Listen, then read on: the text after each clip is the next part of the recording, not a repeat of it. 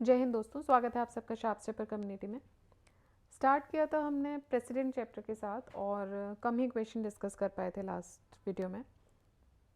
आज हम स्टार्ट करेंगे क्वेश्चन नंबर 21 के साथ। इसके अलावा देखिए हम जनरल साइंस डिस्कस कर रहे हैं, घटना चक्र, एंड जनरल साइंस में फिजिक्स हमने कंप्लीट कर लिया, केमिस्ट्री हम डिस्कस कर रहे हैं, एंड 4 कंप्लीट स्टैटिक घटना चक्र प्लेलिस्ट भी आपके लिए अवेलेबल हैं, हिस्ट्री, इकोनॉमिक्स, इकोलॉजी और इकोलॉजी, एनवायरनमेंट एंड जोग्राफी, तो वो भी आप चेक कर सकते हैं। एंड अपार्ट फ्रॉम इट अगर हम देखें तो करंट अफेयर्स में आई दृष्टि घटना चक्र करंट अफेयर्स भी अवेलेबल है, तो वो आप चेक कर सकते हैं। ऑलराइट, तो ये प्लेलिस्ट जो है वो अभी अवेलेबल है आपके लिए चैनल पे। सो स्टार्ट करते हैं क्वेश्चन नंबर 21 के साथ। A member of parliament or state legislature can be elected as president, but he will have to resign from his seat before contesting the election. He will have to relinquish his seat within 6 months of his election. He will have to relinquish his seat as soon as he is elected. An MP can contest but an MLA. So answer हो जाएगा C. According to article 59 clause 1 of the Indian constitution, president shall not be a member of either house of the parliament. ठीक है, तो president जो है वो किसी भी हाउस के मेंबर नहीं होंगे, or of a house of legislature of any state, and if a member of either house of parliament or of a house of legislature of any state be elected the president, he or she shall be deemed to have vacated his seat in that house on the date on which he enters upon his office as president। तो अगर हो भी जाते हैं तो उसी दिन छोड़ना होगा जिस दिन वो इलेक्ट हो जाते हैं। ठीक है, नेक्स्ट देखते हैं, विच article of the Indian constitution prescribes eligibility conditions for री election of the post of president of India. तो री इलेक्शन की एलिजिबिलिटी कहाँ से आ रही है? आर्टिकल 57 से। आर्टिकल 57 डिस्क्राइब करता है eligibility for re-election of the post of President of India. It proves that a person who holds or who has held the office of President shall, subject to the other provisions of this constitution, be eligible for re-election to that office। मतलब उसी post पे दोबारा re-eligibility वो रखते हैं। If there is any dispute regarding the presidential election, it can be referred to। अगर कोई dispute है प्रेसिडेंशियल इलेक्शन को लेके तो उसको आप कहाँ रेफर करोगे? उसको आप रेफर करोगे सुप्रीम कोर्ट ऑफ इंडिया में। ठीक है, सुप्रीम कोर्ट ऑफ इंडिया में आप इसको रेफर करोगे। So if there is any doubt or dispute regarding the election of the president, आप उस रेफर कर सकते हो सुप्रीम कोर्ट को, article 71, whose decision shall be final, तो जिनका डिसीजन जो है वो फाइनल होगा।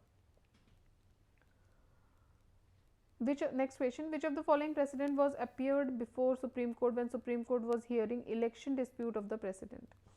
तो इलेक्शन डिस्प्यूट किसके अगेंस्ट हुआ था? ये हुआ था वीवी गिरी के against. So former president VV Giri, he appeared in person before the supreme court as an incumbent president of India following a petition filed in Supreme Court contesting the validity of election on the ground of having used corrupt practices to influence the voters. The bench headed by Justice S.M. Sikri ultimately dismissed the petition and upheld Giri's election as president. Notably, V.V. Giri has got the majority on counting the second preference votes. ठीक है, next देखते हैं, the president holds office for a term of 5 years from the date on. तो 5 साल कब से? जिस दिन वो इलेक्ट हो रहे हैं, जिस दिन ये डिसाइड हो रहा है पार्लियामेंट के द्वारा, मतलब पार्लियामेंट ये दिन डिसाइड करेगा, या फिर on which he enters upon his office or hold his office, and the last is which is decided by election commission. तो देखिए दो तो वेग हो गए, इलेक्शन कमीशन और पार्लियामेंट तो डिसाइड नहीं कर रहे हैं। अब दो में आप कंफ्यूज हो सकते हैं, on which he or she is elected or on the date in which he or she enters upon his office. तो ये हो जाएगा आपका C, on the date on which he or she enters upon the office, उस दिन से लेके 5 साल तक वो प्रेसिडेंट के पद पर रहेंगे। ठीक है, so according to article 56 clause 1, president holds office for a term of 5 years from the date on which he enters upon the office. Question 26 देखते हैं, to whom does president of India address his resignation? अगर president of India को अपना resignation देना है तो वो किसको देंगे? तो वो देंगे वाइस प्रेसिडेंट ऑफ इंडिया को. ठीक है, रेजिग्नेशन किसको देंगे? वाइस प्रेसिडेंट ऑफ इंडिया को दिया जाएगा. According to article 56 clause 1 sub clause A, the president addresses his resignation to the vice president of India and then shall forthwith be communicated by him to the speaker of the house of the people. Article 56 clause 2. All right, next, to whom does the president of India submit his resignation? तो याद रखिएगा president of India जो है वो अपना resignation किसको देते हैं? वो अपना रेजिग्नेशन देंगे वाइस प्रेसिडेंट ऑफ इंडिया को. Next question, the president of India can removed from his post by. तो उनको रिमूव किसके द्वारा किया जा सकता है? तो he can be remove from his post by the parliament. ठीक है, तो पार्लियामेंट रिमूव कर सकती है उनको उनकी पोस्ट से. अब कैसे करेगी? According to article 56 clause 1 subclause b, the president can be removed from his or her office by impeachment for the violation of the constitution and the process of impeachment can be started by either house of the parliament in accordance with the provision of article 61. ठीक है, सो जो process है impeachment की वो किसी भी house में शुरू हो सकती है. क्वेश्चन यहाँ से भी बनता है कि सिर्फ लोकसभा में होगी कि सिर्फ राज्यसभा में होगी. तो देखिए article 56 clause 1 subclause B ये बोल रहा है कि प्रेसिडेंट जो है उनको रिमूव किया जा सकता है इम्पीचमेंट के द्वारा for the violation of constitution. और जो प्रोसेस है इम्पीचमेंट की वो किसी भी हाउस में स्टार्ट हो सकती है in accordance with the provisions of article 61. Under which article of Indian constitution can the president be impeached? कौन से आर्टिकल के अंतर्गत इम्पीच किया जा सकता है? So he could be impeached under article 61. Article 61 के अंदर उनका इम्पीचमेंट हो सकता है. Which of the following articles of Indian Constitution deals with impeachment process? So it is 61. Under which of the following articles the procedure for removal of the President of India through the process of impeachment has been laid? So ये हो जाएगा again Article 61. Next question, the President of India can be removed from the office even before the expiry of the term. कैसे? By the political party in power, by the prime minister, through impeachment, through through trial by court. तो ये हो जाएगा through impeachment process. Impeachment process के हिसाब से impeachment process के साथ उनको एक्सपायरी टर्म से पहले भी हटाया जा सकता है. By which house of parliament impeachment may be imposed on president? So it is, हमने देखा था लास्ट में, किसी भी हाउस में हो सकता है. Which of the following has the power to initiate the motion of impeachment of the President of India? So motion of impeachment of the President of India जो है वो किस में initiate होगा? Both the houses of parliament में.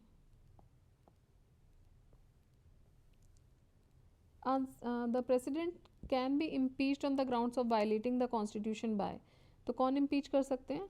दोनों जो सदन है, the two houses of the parliament.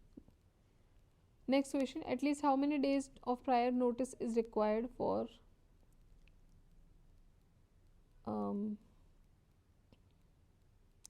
impeachment of the President of India? तो कितने दिन चाहिए होते हैं? तो it is 14 days, 14 दिन.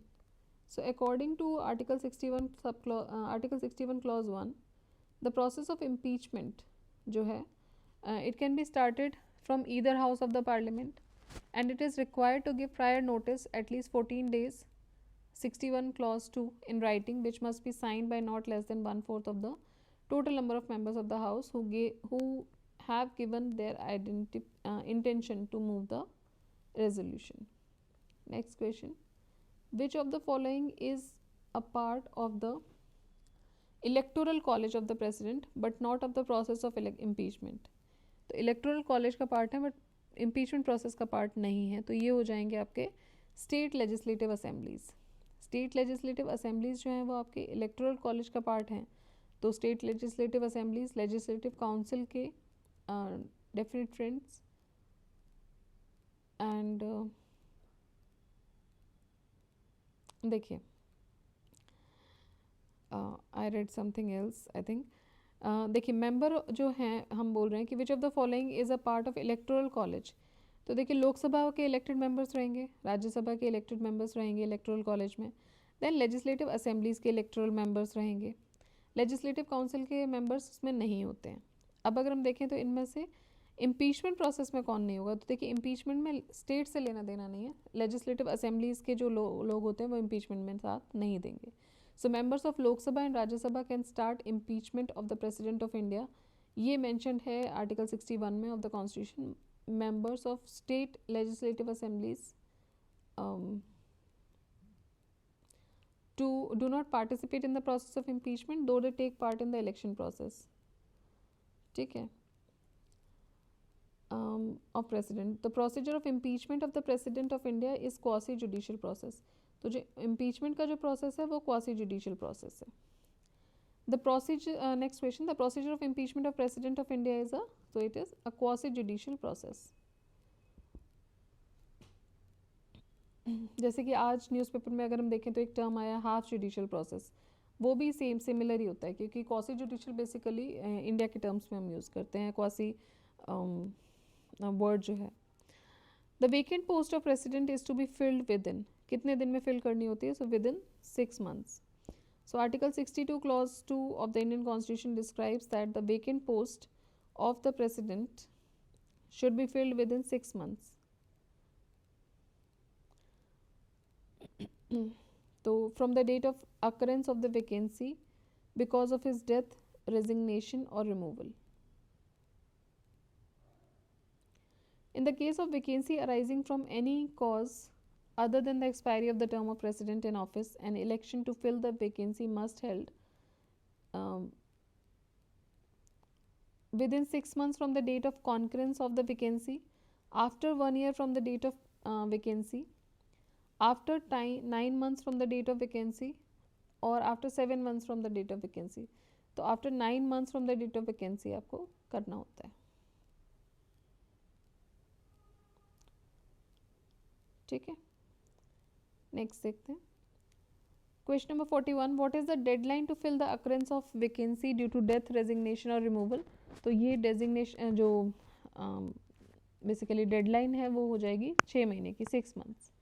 For how long can the vice president act as president when president can not perform his duties for reasons of death, resignation, removal और otherwise. So कितने दिन तक ये काम कर सकते हैं वाइस प्रेसिडेंट, मैक्सिमम 6 महीने के लिए। In case of vacancy of the post of president it should not be vacant for more than 6 months। So vice president जो है वो 6 महीने के लिए ये पोस्ट होल्ड कर सकते हैं। In case the post of the president of India, in case the post of president of India falls vacant due to his death, resignation और रिमूवल फ्रॉम द ऑफिस, कौन इस पोस्ट को occupy करेंगे, तो इस पोस्ट को occupy करेंगे vice president. So article 65 clause 1 it describes that in the event of occurrence of any vacancy in the office of president by reason of death, resignation or removal or otherwise, the vice president shall act as president until the date on which the new basically president elected in accordance with the provisions of this chapter to fill such vacancy enters upon his office। तो देखिए कुल मिला के 2 चीज़ें यहाँ पे आपको याद रखनी है। एक कि अगर कोई भी ऐसी वैकेंसी आती तो उसके अगेंस्ट में प्रेसिडेंट के तौर पे वाइस प्रेसिडेंट काम करेंगे, बट ये मैक्सिमम 6 महीने के लिए कर सकते हैं, राइट। तो आपको बेसिकली 6 महीने में ये जो वैकेंसी है इसको आपको फिल करना होगा। In case the post of president of India falls vacant and there is no vice president also, कौन जो है वो एक्टिंग प्रेसिडेंट के तौर पे काम करेगा, so that would be chief justice of supreme court, ठीक है। तो ये बोल रहे हैं कि in the case of post of president of India falls vacant and there is no vice president, अगर उनको वाइस प्रेसिडेंट नहीं है उस समय पर, तो बेसिकली कौन जो है वो एक्टिंग प्रेसिडेंट के तौर पे काम करेंगे, तो वो रहेंगे justice of supreme court, chief justice CJI, ठीक है। और देखिए बहुत बार ये क्वेश्चन पूछा गया है। So President Discharge of Functions Act 1969 of India provides that CBI can improve CGI shall act as the President of India in the event of office of both the President and Vice President being vacant. अगर दोनों ही vacant हैं तो इस case में CGI, the senior most judge of Supreme Court, shall perform the function of the President. If the position of President and Vice President are vacant, if the position of President and Vice President are vacant, who officially or who officiates as the President of India? So ये हो जाएंगे Chief Justice of India, CJI. ठीक है. So questions हम यहीं तक रखेंगे 45 तक. नेक्स्ट क्वेश्चन नेक्स्ट वीडियो में देखेंगे. सो अभी थोड़ा सा प्रेसिडेंट वाला चैप्टर जो है वो थोड़ा सा बेसिकली बड़ा है, तो इसमें कुछ वीडियोस आपको लगेंगे. Alright, so keep revising, keep studying, share the channel, subscribe the channel and do like the video. जय हिंद, जय भारत.